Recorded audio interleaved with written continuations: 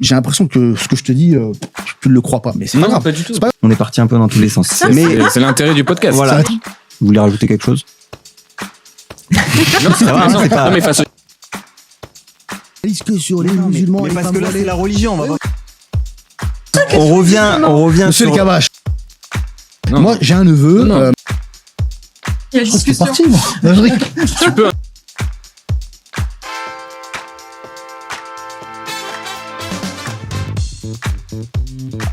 Les amis, bienvenue dans Le Tremplin, l'émission qui donne la parole à ceux qu'on n'entend pas. On est ici pour parler de la France, des Françaises et des Français. Et aujourd'hui, on va parler d'un sujet brûlant, le retour du fait religieux en France. Pour en parler avec moi, Nabil, bienvenue sur le podcast. Nabil, tu es consultant en sécurité publique et prévention de la radicalisation et tu es musulman. Tout à fait, mon cher Félix. Bravo, félicitations et bienvenue. Nadia, tu es Bonjour. chef d'entreprise. Surtout, tu m'as dit surtout intervenante en éducation républicaine auprès des jeunes pour la citoyenneté, l'émancipation, la laïcité, le lien social. Et j'ai demandé à Nadia, voilà, quel est ton courant religieux? Et elle m'a répondu une très belle phrase que je vais vous lire. Je ne me définis pas par une religion, ma croyance est ailleurs. Elle est au-delà des dogmes, des institutions et des frontières. Si Dieu existe, je ne peux pas imaginer qu'il puisse être enfermé entre 4 lettres, un lieu ou une seule tradition. Ce serait le réduire, alors que par définition, il nous dépasse. Exactement. C'est très beau. Une belle Très introduction. beau. Félicitations. Voilà. Ça me donne presque envie de me convertir. Ariel qui nous retrouve. Ariel, c'est un invité qui sera souvent là. Hein. C'est pas vraiment un invité, Malheureusement. c'est un peu le binôme, on va dire. Voilà, c'est ça, le Ariel tandem. qui est, je le redis, spécialiste en affaires publiques et qui représentera la communauté juive aujourd'hui. Ouais, on va essayer. Hein. Et moi-même, Félix Egea, votre fidèle serviteur, et je représenterai la communauté catholique parce que figurez-vous que je vais être baptisé à Pâques 2027. Donc je Wow. sais Machallah. Mazel tov. de quoi on parle. Oh. Donc Félicitations. voilà, on va pouvoir discuter de justement cette nouvelle génération qui est peut-être plus religieuse qu'avant. La première question, le premier sujet que je voulais aborder avec vous, c'est justement cette génération Z, donc on va dire les 15-25 ans, 15-30 ans, qui a priori affirme plus son appartenance religieuse. Et peut-être le premier sujet qu'on peut aborder, c'est est-ce que cette génération-là est plus visible ou est-ce qu'elle est plus religieuse? Est-ce que c'est un phénomène de mode ou est-ce que finalement il y a un regain de spiritualité et peut-être de manière plus générale, sans rentrer dans le détail d'une religion en particulier, mais qu'est-ce que vous pensez de ce regain de foi, de ce regain de religion en France? Comment vous l'interprétez? Peut-être toi qui connais bien les jeunes, Nadia, tu peux nous dire ce que tu en penses. Bah, écoute, c'est une question que je trouve un petit peu intéressante, évidemment. Mais si on regarde un peu l'histoire de notre pays et notamment les années 50, 60, 70, 80, etc., il y a toujours eu des groupes qui ont une nécessité à s'identifier. Alors, ça pourrait être une identification vestimentaire, culturelle, etc., par le sport aussi. C'est-à-dire, il y a un désir assez important, surtout à un certain âge, d'appartenance et d'être identifié à un groupe. C'est le propre de l'être humain. On ne peut pas être solo. Il y a besoin d'être rattaché symboliquement à une famille. Alors, ça peut être sa propre famille, mais si la propre famille est défaillante, on va aller la chercher ailleurs, dans des groupes qui seront dans l'environnement, dans l'écosystème. Alors, je ne pense pas qu'il y ait un regain religieux auprès des jeunes. Même si, dans le détail, si on regarde dans le détail, oui, bien sûr, il y a plus de revendications. Hein. On voit bien dans les faits de société une montée de ce qu'on appelle l'identitaire, d'accord ? Voilà. Mais ce que je constate aussi, c'est que souvent, ce sont des jeunes qui n'ont pas forcément trouvé un projet, qui n'ont pas forcément trouvé le quoi et le pourquoi à leur existence. Voilà. C'est une quête de sens. Une quête de sens. La religion, elle a toujours été, d'abord, c'est quelque chose de sacré pour les croyants, et c'est souvent dans la tradition familiale, c'est à la maison, il y a une transmission. Mais lorsque, justement, cette transmission est fracturée, et qu'à l'extérieur, il n'y a pas forcément de réponse à une quête de sens pour ces jeunes, forcément, la religion peut devenir une famille symbolique.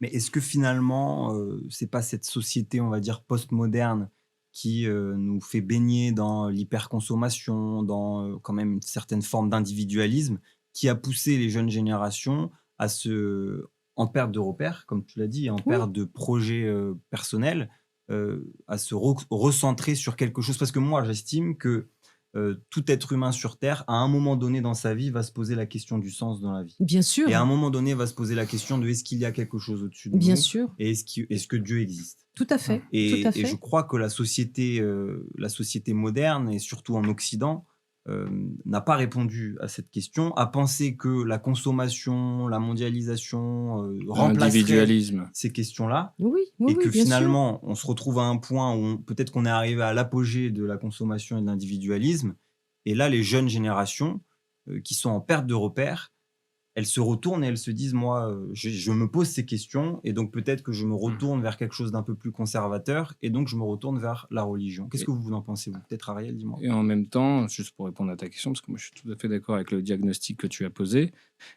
et d'ailleurs je vais abonder dans ton sens, parce qu'en même temps, ce sont les jeunes générations qui sont les plus perméables à cette hyperconsommation que tu décris, à l'hyper-individualisme, à la perte de repères, et en fait ils réagissent à un monde qui s'est effondré et dans lequel ils sont nés. Et je me rappelle André Malraux qui disait « Le 21e siècle sera spirituel ou ne sera pas ». Je ne sais pas s'il est spirituel. En tout cas, le fait religieux réapparaît. Et ça, même si tu ne veux pas faire de focus sur les religions en particulier, mais il réapparaît sous l'effet quand même de la montée d'un fait religieux en Europe qui est quand même celui de l'islam. Le fait religieux réapparaît à la société. Et notre société se crispe face à ce fait religieux puisqu'elle réagit aussi avec ses vieux réflexes qui entrent en conflit permanent avec ce nouveau fait religieux. Mais moi, je suis tout à fait d'accord avec toi, Nadia. Ce fait religieux, je ne l'identifie pas comme une transcendance ou comme une montée de la spiritualité, mais vraiment comme un phénomène identitaire face à la chute des structures traditionnelles et en premier lieu la famille. Parce que pour moi, ce fait religieux, c'est un fait religieux qui est très individuel. Quand tu regardes, il est plus issu de la transmission, mais il est issu comme d'une forme de mythologie qu'on se réapproprie.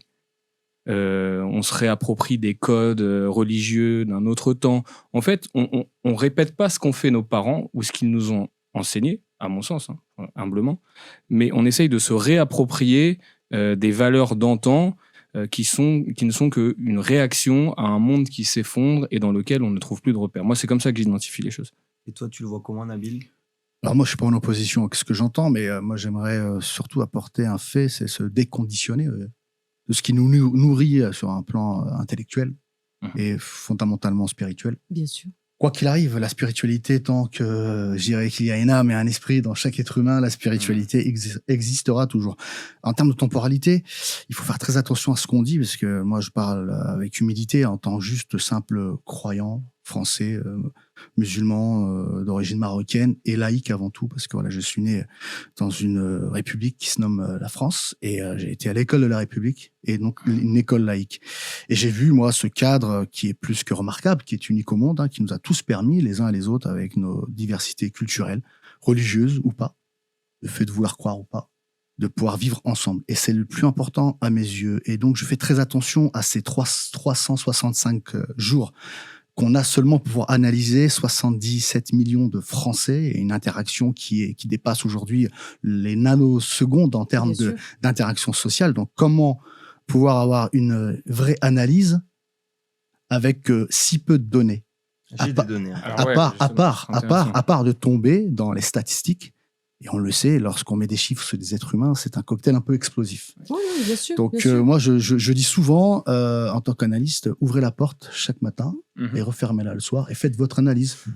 Que vous vivez dans un monde qui vous dépasse ou un monde qui est mourant? Vous savez, la société, moi, je ne vais pas reprendre ce que disent certains philosophes, je ne m'enferme pas là-dedans, mais je me dis, hier appartient à hier. Et chez nous, on dit l'ifet met. Chez les musulmans, l'ifet met. Ce qui est passé est passé. Se concentrer notamment sur le passé, mais sur le présent. Et sur le présent, essayer d'entrevoir le plus positivement l'avenir. Bien sûr. Et je trouve que cette génération, moi, je la trouve formidable. Parce que comment qu'elle réussit à s'adapter avec autant de flux d'informations. Oui. Nous, à notre époque, c'était facile. On avait les livres qui nous permettait de nous poser en termes de temporalité. On avait le temps de s'instruire, le temps de comprendre, le temps d'apprendre. Aujourd'hui, on est né, moi j'ai 42 ans, donc 84, génération Y. Je suis né avec Internet. Donc c'était très compliqué, où il fallait essayer. Et il n'y a pas d'ancien monde ou de nouveau monde ou un monde de consumérisme ou un regain de l'islam en France. Parce que vous savez, vous prenez le nombre de millions de musulmans en France, ce sont toujours les mêmes. C'est la même proportionnalité de croyants ou pas de croyants. Maintenant, je ne me permettrai jamais de parler au nom d'une autre religion qui est celle du judaïsme ou celle du christianisme, que j'ai beaucoup côtoyé. Je pense qu'il y a une évolution, il faut observer les choses et surtout pas tomber dans le jeu de l'amalgame à vouloir parler à la place de l'autre ou d'une communauté. Mais c'est pour ça qu'on est là. Pardon, Ariel, ce qui est important, c'est de ne pas essentialiser. Bien sûr. On est entièrement d'accord là-dessus. Maintenant, les chiffres parlent. Ils sont là aussi pour donner... Il faut peut-être définir ce qu'est le fait religieux. On va parler de statistiques officielles. Lesquelles gouvernementales. Vous avez moi, j'ai l'IFOP, par exemple. Sondage de l'IFOP. Sur quoi, alors? Moi, je veux bien décrypter avec vous, alors. Et ensuite, pour finir, excuse-moi, Félix, et ensuite, pour finir, c'est ce qu'on appelle l'expérience.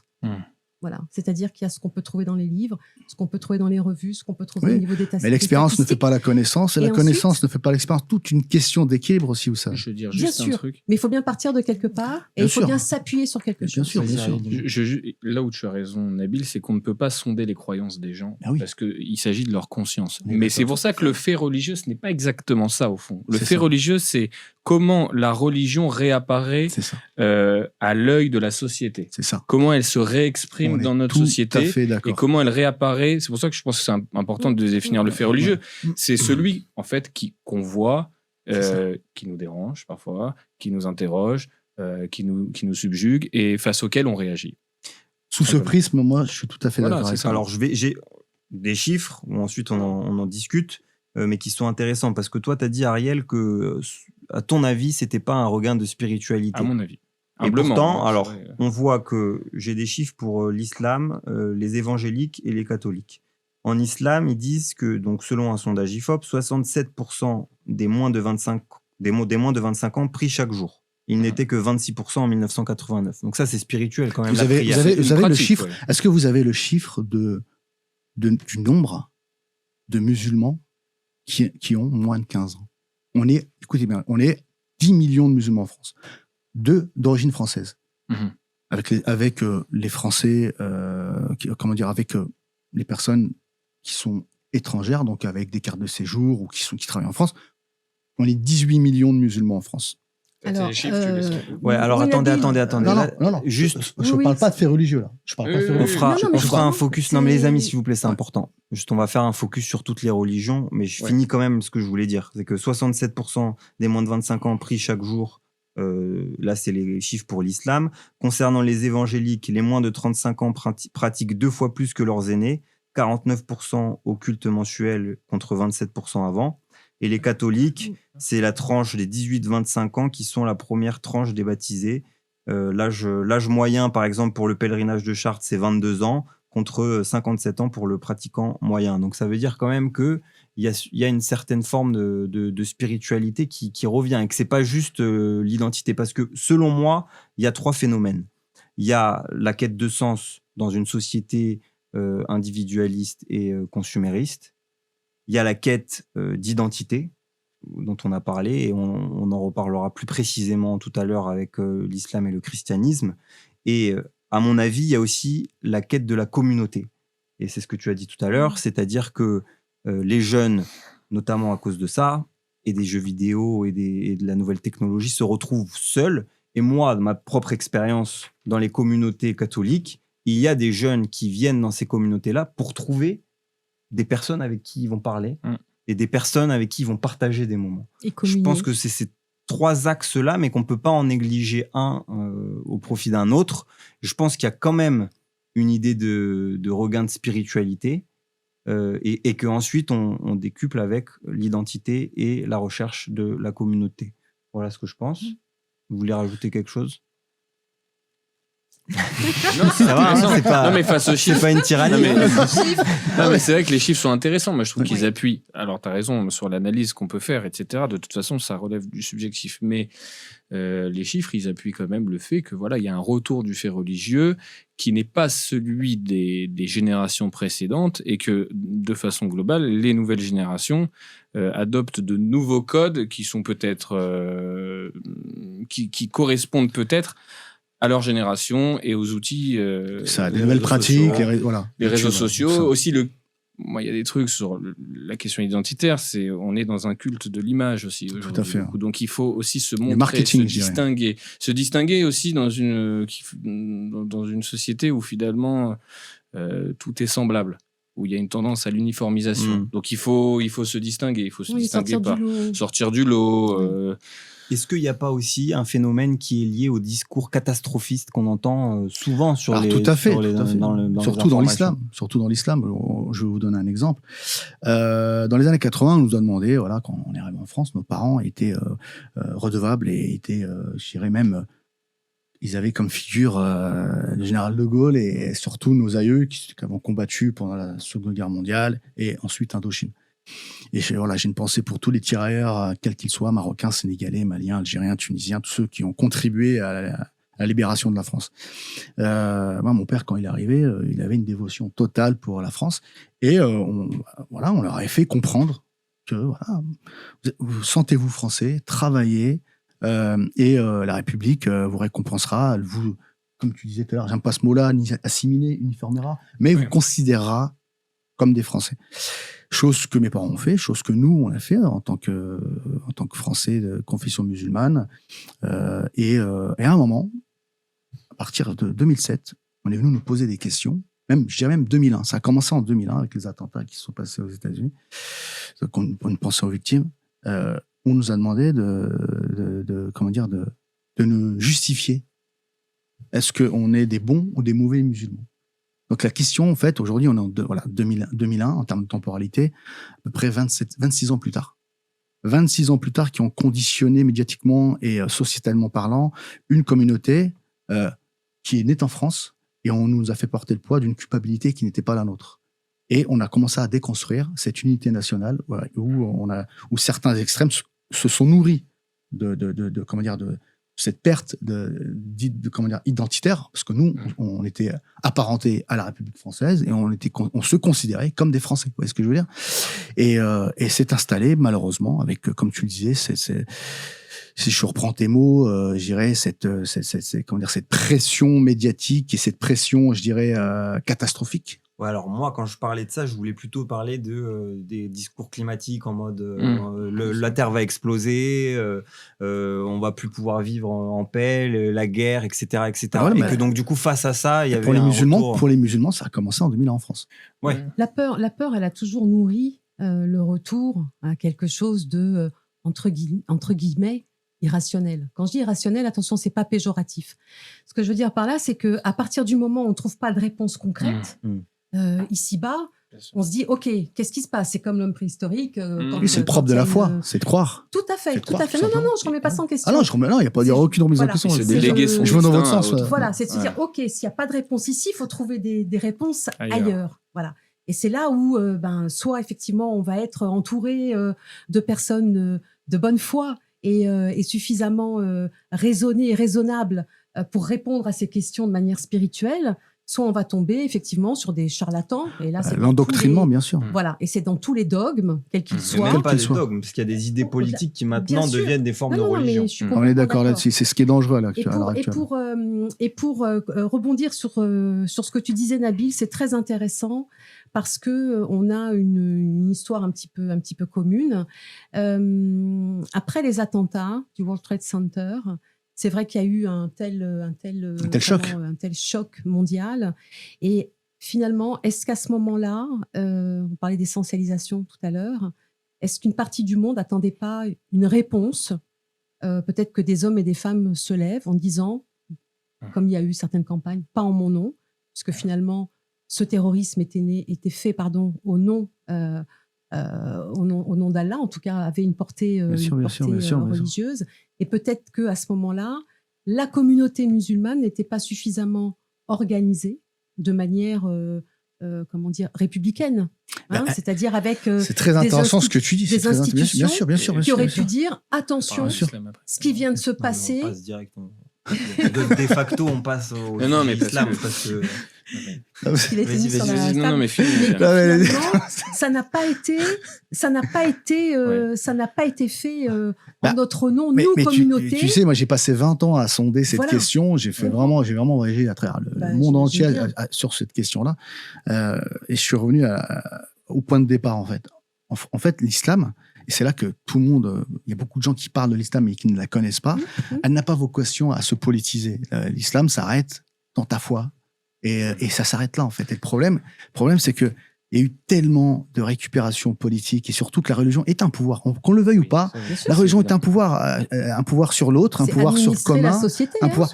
Et on parle d'un livre qui n'a pas déjà été écrit par... il a été écrit par des êtres humains. Il a une dimension humaine. mais il y a des musulmans qui seraient pas d'accord. Ah avec non, ce que tu dis. mais non, tu sais, la plupart des musulmans en ont conscience. Sauf qu'ils ne l'expriment pas parce On que... n'entend pas beaucoup ces discours. Non, en tout cas. mais tu vas comprendre. Donc, en fait, l'islam te ramène toujours à une humilité. L'humilité, c'est de se dire, OK, nous, chez nous, il n'y a pas de représentation divine. Chez nous, il n'y a pas de prêtre, de prophète. Il y a de vivant. En fait, on a un prophète. C'est un prophète messager. Il est venu nous transmettre un message. Et ça s'arrête là. Ouais, Dieu, aucun musulman ne l'a croisé. Il ne s'incarne en aucun être humain, on fait vraiment le distinguo entre le divin et l'humain. Et le divin, il est impalpable. C'est que de l'interprétation. Et c'est écrit, ça encore. C'est dit que c'est de l'interprétation. Et cette interprétation, elle est propre à ta sémantique. Et de parler au nom des autres. Et c'est ce qui s'est passé, malheureusement, en fait. Et je reviens à ce que tu disais. Lorsqu'effectivement, il y a eu un sentiment de culpabilité et que le monde entier a demandé aux musulmans, mais est-ce que vous pouvez, ne serait-ce que vous justifier d'une manière positive, pour dénoncer que c'est pas l'islam. Vous voyez ce que je veux dire? C'est pas cet islam-là. Et ce qui s'est passé, c'est que malheureusement, effectivement, on est tellement de musulmans en France et de musulmans dans le monde avec une telle diversité parce que les gens pensent que les musulmans, c'est juste les 1% de maghrébins et d'arabes. Mais les musulmans, vous allez en Indonésie, c'est 70%. Vous voyez ce que je veux dire? Et la plupart des musulmans n'ont pas d'interaction ou autant d'interaction avec des faits occidentaux. Vous voyez ce que je veux dire? Tout à fait. Et juste pour revenir, parce que je ne sais pas si on parle de l'islam, mais tu as évoqué avant dans ton laïus précédent la question de la communauté nationale. Et quand on disait que le retour du fait religieux était aussi une quête de communauté, le délitement de la communauté nationale a servi aussi, a fait le lit du retour du fait religieux. Ça, c'est extrêmement important. La fin des repères patriotiques, du sentiment d'appartenance à une nation, à une culture, à une langue qui émancipe. Symbole de la République. Au symbole de la République, à l'histoire de la France, à l'idée que nos ancêtres sont les Gaulois à tous. Oui. Ça, je fais un peu ma propagande. Ma propagande un peu républicaine nationale du 19e siècle, un peu de hussard. Mais moi, j'étais attaché à ça. Et c'est-à-dire que quand vous voyez la France d'il y a un siècle, qui est encore très puissante, très ténue sur ses valeurs, sur son histoire et sur le fait que l'ensemble de la communauté doit appartenir à la nation, le fait religieux, forcément, est moins visible. Parce que la République est assez forte pour enrégimenter tous ses enfants. Et aujourd'hui, les enfants de la République dont on parle, est-ce qu'ils se sentent appartenir Est-ce que le concept et l'idée de République est assez fort? Je parle de la France même. Hein, ouais. Oui, mais pour du coup intégrer des jeunes qui, j'ai l'impression en tout cas pour l'instant, que cette idée-là n'est pas suffisante pour intégrer. Ouais, elle est plus non, je suis pas d'accord avec vous. Moi, je pense que la structure, les fondations même de la République sont tellement puissantes. Ce qui se passe, c'est que on a des représentants de la République. On confond souvent les représentants de la République et la République. Et les représentants de la République qu'on a, malheureusement, ils font trop de politique. Et ils se soumettent trop à l'opinion médiatique, pas à l'opinion publique. Et malheureusement, il y a une perception qui est floutée par le citoyen français de confession, quel qu'il soit, le français religieux. Ils se sont attaqués par la laïcité, alors que la laïcité, c'est tout le contraire. Elle n'attaque aucune religion. Mais ce qui se passe, totale. Bien sûr. Mais ce qui se passe, c'est que aujourd'hui, on a des hommes politiques qui ne sont pas dignes de représenter la République et qui se servent de la République à des fins personnelles. Et aujourd'hui, on le voit, le commun n'existe plus. Et on essaie de s'attaquer au commun pour s'attaquer comment dire, à la République et à cet État laïque qu'est la France. Oui, mais parce que le commun aussi, on l'a traîné dans la boue un peu. Les valeurs dont tu parles, certains les ont qualifiées de discriminatoires.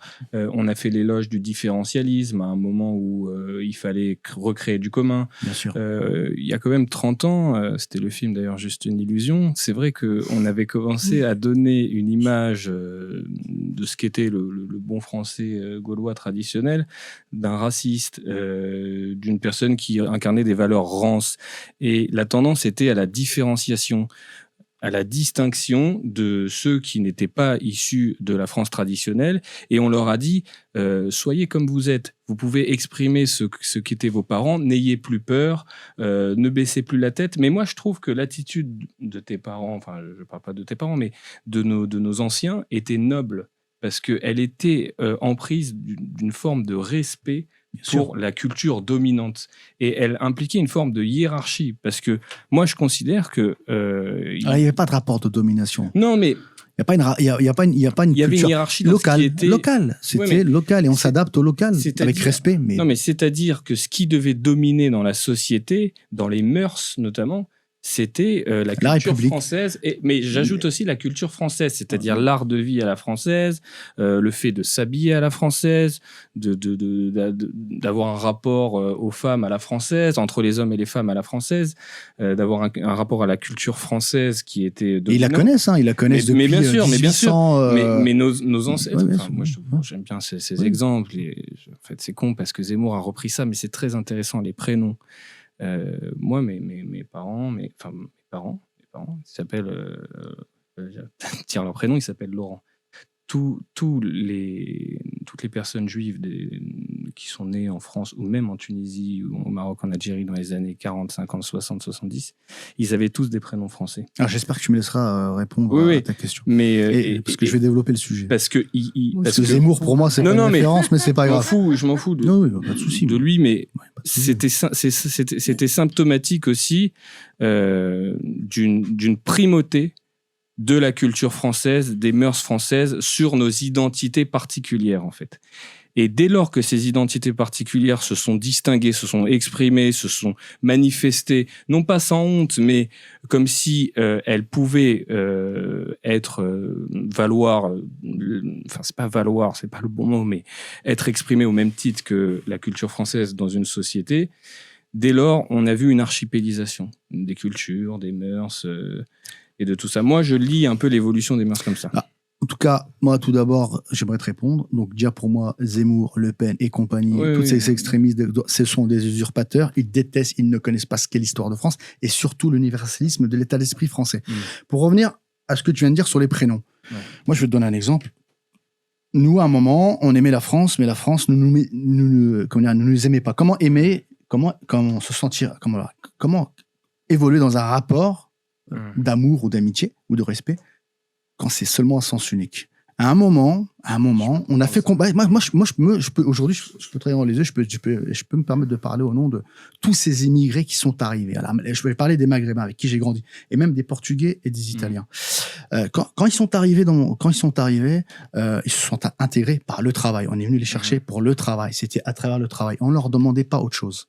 On leur demandait pas de s'intégrer. N'oubliez pas que les parcs, à un moment, étaient interdits aux chiens et aux Italiens. N'oubliez pas que même moi, je l'ai vécu. C'était dans les années 2000. On n'avait pas le droit de rentrer dans les établissements. Même des parcs. Vous interdisiez des parcs dans certains quartiers résidentiels. Non, pas pour les Arabes. Moi, comme une fois, on me l'a dit. Je l'ai vécu, ça. Donc, vous êtes français tant que vous travaillez. Et si vous travaillez pas, attention, vous allez repartir dans votre pays. Et je donne juste un exemple.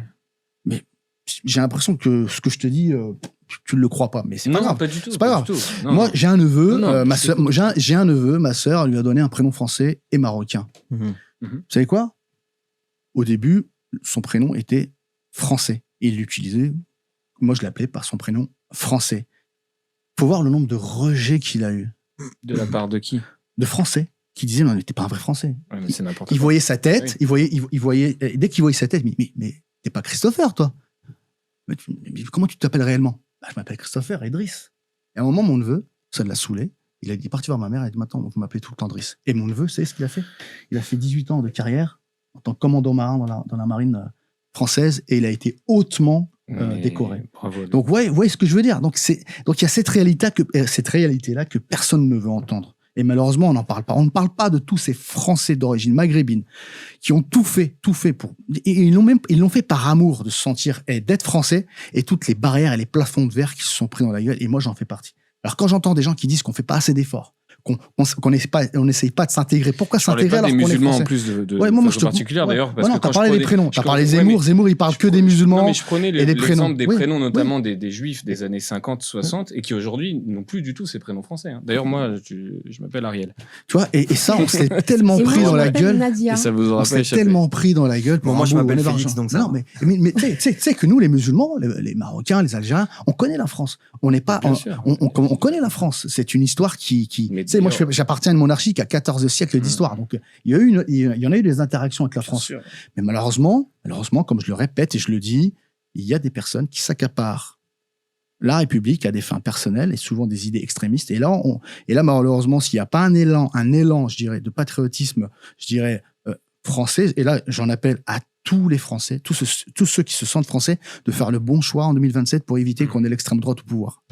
Tu préfères Mélenchon peut-être? Tiens, Nadia, peut-être. Est-ce que je t'ai dit que je préférais Mélenchon? Non, mais il y a Mais il ce l'a même danger. pas cité, Il y a il ce n'existe pas dans le Voilà. paysage. Est-ce que je l'ai Mélenchon. cité? On verra. Est-ce que Le j'ai bruit et cité la Mélenchon? fureur, Voilà. on le laisse à la En tout cas, porte. je ferai tout, moi, pour éviter que le Rassemblement national soit au pouvoir. Et j'espère que certains m'entendront. Alors, Nabil, j'entends parfaitement ton histoire, et je te le dis depuis le départ. Voilà, il y a des choses qui résonnent. Mais des fois, ça peut résonner un peu différemment parce Bien que sûr, bien je sûr. te parlais d'expérience Oui, oui. tout à l'heure, Oui, et c'est oui. toujours une histoire d'expérience. C'est tout à fait. Donc effectivement, oui, il y a eu de nombreux qui ont quitté le Maghreb, Maroc, Tunisie, Algérie, etc. Qui sont venus. Bien sûr, on les a appelés, et puis on les a appelés, mais ils ont fait aussi le choix de venir. On est d'accord. Bien sûr. Et ils ont fait ce choix aussi parce que ils avaient un projet de vie. Leur projet, c'était de mieux vivre, d'avoir des soins, un travail avec un salaire quel qu'il soit, et souvent effectivement misérable, parce qu'ils étaient cantonnés à des tâches difficiles, voirie, etc. D'accord. Et pour certains, peut-être qu'ils ont fait des choix plus audacieux. Mais une fois de plus, je ne veux pas que ce soit essentialisé, parce Non. que on parle toujours de quelque part. Et Bien tu sûr. parles de ton expérience, je la reçois et je la respecte énormément. Si je parle de la mienne, elle va être un petit peu différente. Parce que dans ce départ, le fait de quitter ce pays, il y a toujours des traumas, avoués ou non avoués. Et ces traumas, des fois, certains vont aller dans ce qu'on appelle ce chemin de résilience. C'est pas ça, c'est-à-dire que plutôt que d'être en colère ou d'aller contre, c'est de tenter de faire peut-être un petit peu différemment. Et ce qui fait que, autour de moi, j'ai des amis et de la famille, etc., dont les aïeux sont arrivés dans les mêmes conditions et qui très vite ont pu avoir du travail. Certains sont devenus propriétaires rapidement. Quand je dis rapidement, au bout de 10, 20, 30 ans. Mais ils sont devenus propriétaires. Et ce qui était important, c'était l'éducation. Parce que finalement, moi, je suis toujours partie du principe, et là, je vais parler de moi, que ce qu'avaient vécu mes grands-parents ou ce qu'avaient vécu mes parents, ils avaient fait le job. Ils avaient fait le job de ce choix de vie et de changer complètement d'écosystème, d'environnement et tout ce qui va avec. Une grand-mère qui quitte les montagnes de Kabylie et qui arrive en France sans savoir lire, parler le français, etc. Et mon grand-père qui lui donnait exactement la somme qu'il fallait pour aller acheter du pain. Elle arrivait à la boulangerie, elle donnait la somme et la boulangère savait que cette somme-là, c'était pour tel type de pain. Un grand-père qui, à l'âge de 70 ans, après X et X années de travail, médaille du travail, énormément de récompenses, etc. Un jour, il demande juste le prix au Monoprix. Voilà, et la dame lui dit, écoutez, si vous ne savez pas lire le français, vous n'avez qu'à quitter la France. Bien sûr. Il est rentré et il a demandé à ma mère de lui faire des cahiers, et il s'est mis, moi j'ai vu mon grand-père à l'âge de 70 ans faire des lignes et des lignes de numéros. Parce que par dignité, Bien il sûr. avait été tellement Toujours par dignité. blessé que plutôt que de rester dans un statut de victime quelque part, c'est de se dire, ok, tu le prends comme ça, pas de problème. Donc, je vais apprendre à lire les chiffres. Et je serai le meilleur. Et je serai le meilleur. Donc, ça a été une guideline. Hein, comme un papa qui m'a toujours dit, de toute façon, où que tu ailles dans le monde, tu seras toujours l'étrangère de quelqu'un. OK ? En revanche, ce qui te sauvera toujours, c'est ce que tu as dans la tête et le fait que quand on parle, on te regarde dans les yeux. Voilà, tu vois, des mantras comme ça, assez Bien sûr. simples. Donc, finalement, c'est possible. En tout cas, ça a été possible pour certains. Mais Ça c'est ne veut pas possible. dire que ça ne l'a pas Et été c'est ce pour qui d'autres. dérange aujourd'hui. C'est le grand remplacement, Et il ce est qui là fait réellement. Ce C'est qui fait c'est ça, qu'on supporte pas de voir des gens issus mais de pas tous, l'immigration. pas tous les Français. Sinon, En fait, ça veut dire... le terreau même de la propagande du grand remplacement, il en est là. Moi, Bah oui, mais C'est une notre job, propagande ou c'est une justement, réalité c'est de montrer, je vais te prouver donner le un contraire. exemple. Tu vois, moi, c'est ce qu'on fait. Je vais te donner un Bien exemple. sûr, Moi, bien sûr. souvent, une certaine partie de la France, de ceux qui se considèrent comme des vrais Français, voulaient que je finisse en prison. Voilà, je suis d'un quartier, j'ai fini en prison, mais j'étais gardien de prison. Tu vois ce que je veux dire? Oui, je vois. Et j'ai eu la chance de faire l'ENAP, l'École nationale d'instruction pénitentiaire, et aujourd'hui, je côtoie depuis toujours, je côtoie des magistrats. Bien sûr. Et je côtoie beaucoup de magistrats qui ont ce genre de discours-là. Bien sûr. Et là, on a un magistrat à Bobigny qui fait un travail exceptionnel. Et effectivement, oui, il y a des plafonds de verre qui sont là, Mais- parce que ça dérange. Mais, et c'est pour ça, c'est ça l'esprit républicain. Non, mais attendez. Et Alors, il faut juste, continuer. Il faut juste, continuer, j'aimerais- Bien sûr. continuer. Moi, je suis chef d'entreprise continuer. aujourd'hui. j'aimerais continue. juste dire quelque chose. Voilà, parce c'est des que- sillons aujourd'hui. Mais- Nabil, s'il te plaît. Mais c'est possible. Juste 2 secondes, parce que là, on en part un peu dans tous les sens. Du coup, l'émission, elle est partie sur une autre direction. Je voulais qu'on fasse des focus en fonction de la religion, etc.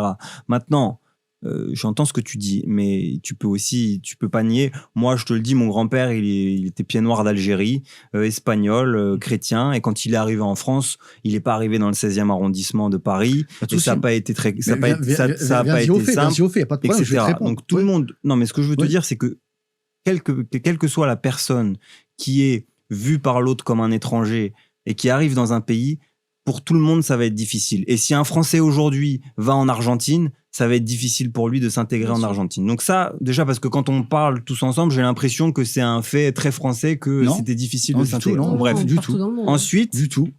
À Ensuite, aucun moment. Ensuite, tu peux pas nier qu'une certaine partie de la population qui est française, qui a des racines chrétiennes et qui voit son pays changer, parce que son pays change, et toi tu l'as dit toi-même, tu parles de grand remplacement. Pendant des années, Zemmour, il disait ça, on lui Propagande, j'ai parlé. J'ai pas Oui, parlé de mais j'ai attends. parlé de propagande. Ok, mais aujourd'hui... Pourquoi on parle pas de la propagande de aujourd'hui- l'impérialisme américain qui a Écoute, totalement attends, mais détruit et écoute-moi, uniformisé Nabil, la France? Nabil, Pourquoi on écoute-moi. focalise que sur les Non, musulmans, mais les parce femmes que là, voilées c'est la religion, on va Oui, pas oui, parler oui, des oui, États-Unis, oui, mon voilà. frère. Et Laisse-moi finir. Bah voilà, si Laisse-moi s'il y finir, a des s'il te mauvais plaît. musulmans, s'il y a des gens qui ont des mauvais comportements et qui s'assimilent pas, oui, ça existe, mais c'est pas tous les musulmans. Il y en a. Mais Il j'ai faut pas les dit que combattre. c'était tous les musulmans. Et Je te parle juste d'un Et je les combats, et tu le sentiment. sais en plus. Mais bien sûr, je Bien te sûr. parle juste d'un sentiment. Bien sûr. Qui est, c'est la continuité des peuples à rester eux-mêmes. Et à un moment donné, face à une religion qui est très forte, c'est vrai, l'islam est une religion. Mais est-ce qu'elle domine en France? Non. Non, mais il est possible, Non, mais ça veut dire- que vu la sécularisation de la France. Non, je suis pas d'accord. Ben si, Non. il y a des chiffres, il y a de plus en plus Je suis pas d'athées en d'accord. France. Non, bah, Il y a 60% d'athées en France. Prenons tiens, une forme de religion qui est la laïcité. Non, mais c'est un exemple. La Mais France, c'est pas une religion, la la France laïcité. restera toujours un pays laïque et on se battra pour ça. Voilà. La République, elle est laïque, Voilà, mais on la se France, battra. elle s'est forgée Maintenant, sur un patrimoine et sur du christianisme. Mais il y a une, Au-delà oui, du mais il y a eu son christianisme. histoire. Elle a son histoire. Il y a un moment, il y a eu une séparation quand même. Il y a une séparation, voilà, du tiers-état, de la religion, de l'État. Oui, mais le peuple, il est toujours là, lui. Mais le peuple, lui, la religion, comment dire, c'est sa foi. On ferme pas des églises en France. J'ai pas dit qu'on Tu vois, fermait des églises. ben, je moi, te dis moi- juste qu'il y a un sentiment. Moi, je côtoie, j'ai fait Saint-Jacques-de-Compostelle, je côtoie énormément, j'étais pendant des années, j'étais membre du Secours catholique, j'ai fait Saint-Jacques-de-Compostelle, j'ai fait Paray-Monial. Les musulmans, la plupart des chrétiens que je connais, les vrais chrétiens, que je trouve des vrais chrétiens, parce on aime dire ça, les faux musulmans, les vrais musulmans, les radicaux, Non, les mais des modérés. pratiquants chrétiens, il y en a 13% en France. Ceux que je côtoie, que je connais, ils n'ont pas un sentiment d'insécurité, d'un remplacement d'une autre religion par une autre. Non. Maintenant, s'il y a une perte de la foi, il faut se poser la question. Et la question est autre que ces musulmans qui sont là, et qui veulent absolument. Non, mais Tu on vois. n'a pas dit ça. Non, c'est ce qu'on entend, parce que je parlais du récit. Mais effectivement, ce que Non, tu mais dis est vrai. Ne me parle pas des récits Oui, c'est ça, extérieurs. c'est Là, pour- on est faut entre pas- nous. Voilà, Moi, c'est je ça. te dis Oui, ce que je pense, oui, quels bien sont sûr. mes ressentis. Oui. Voilà. Les récits des uns et Quelque des part, autres, les c'est pas hommes mon politiques, sujet. c'est des C'est pas mon. agitateurs. Là, c'est pas mon sujet. Ils sont pas intéressants. Bon, du coup, on a bifurqué. À fraternité, je te réponds. Tu sais quoi, bats-toi pour ta foi. C'est ce que je dis à tous Bah, les c'est ce que je fais. Voilà. Et c'est pour ça que je te respecte. Et la République. Oui, Bien surtout. En fait, Oui. parce que. Parce que sans elle, Non, mais. Oui, mais d'accord, mais il n'y a pas C'est de, pas il y a pas de possible. république sans des années de christianisme. Parce qu'en fait, c'est parce que le christianisme a mis en avant l'idée de foi intérieure que justement, on a pu imposer la laïcité. Et c'est Jésus le premier qui disait rendez à César ce qui est à César et à Dieu ce qui est à Dieu. Et je pense pas que la laïcité aurait pu s'imposer dans un pays qui n'était pas de racines chrétiennes. Et il n'y avait pas de musulmans à ce point-là. Il n'y avait pas autant Non. de musulmans. Voilà, la réponse est là. Oui, on mais la avait laïcité des- aujourd'hui, elle est aussi bafouée. Elle a été choisie, c'est un Il y choix. avait Ce sont des des hommes et des hommes femmes de qui sont bonne battus. volonté. Oui, bien sûr. Aristide Briand, Bien sûr. Ferdinand Buisson. Qui étaient des chrétiens. Ferry. Et je pense pas que c'est Bien incompatible. Hein. Moi, je connais sûr. beaucoup de chrétiens Mais laïcs. pourquoi Hein. Mais- Bien sûr, c'est ouais, pas mais- incompatible. oui, Et moi, oui, alors, je vais oui. le dire, je suis pour que le pouvoir politique soit neutre. J'ai aucun Oui, problème bien sûr, avec la ça. neutralité Je de suis l'État, très oui. C'est le content rôle avec de ça. l'État. Je Être suis, neutre. je suis pas, voilà, je Et suis pas indépendant. pour que C'est ça, et l'institution indépendant. Église vienne Mais il y a des s'immiscer belles choses dans les l'Église. pouvoirs Il politiques, y a etc. vraiment de belles choses. Hein. Là, moi, je parle de la population qui est de racines chrétiennes dans ce pays. Bon, on est parti un peu dans tous les sens. Mais C'est l'intérêt du podcast. Voilà. C'est l'intérêt du Ouais, mais podcast. c'est ça que on je veux revient, justement. on revient Monsieur sur le Cabache. Voilà.